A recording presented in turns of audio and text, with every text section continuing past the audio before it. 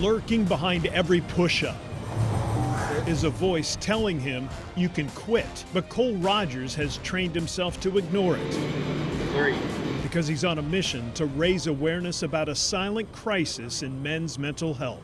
And when the #1 killer of all men under 50 is suicide, enough's enough. According to the Centers for Disease Control and Prevention, roughly 100 men die by suicide every day.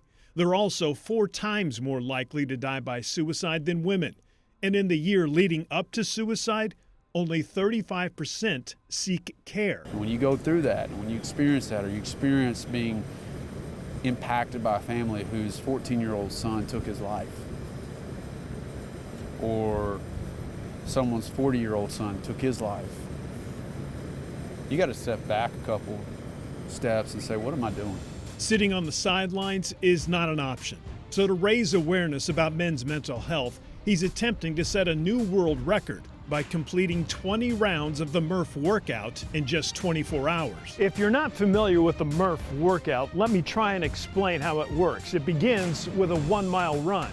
It's followed by 100 pull-ups, 200 push-ups, 300 air squats, and then another 1-mile run while wearing a 20-pound vest the entire time. On average, 1 round takes about 70 minutes to complete. So to keep Rogers on pace, nourished, and hydrated, he surrounds himself with members of his organization, the School of Man. 10 seconds.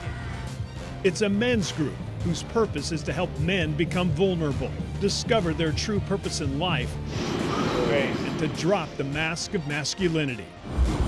You can't do it alone. The lone wolf won't last very long out in the wilderness.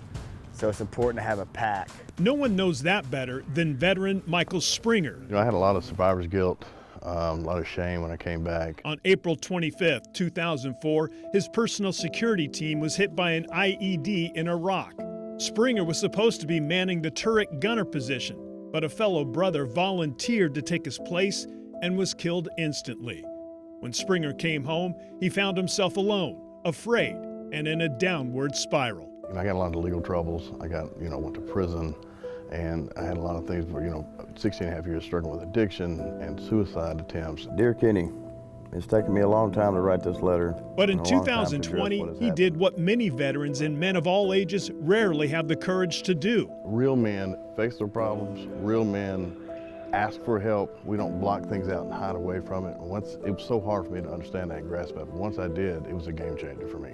Springer now pays it forward. He's the president of We Are the 22, an Arkansas-based nonprofit organization that provides 24/7 crisis intervention and support for veterans at risk of suicide.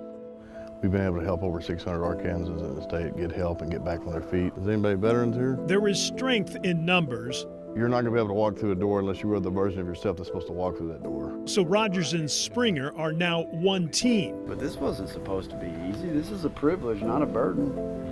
And I've been there too, man. All of us have.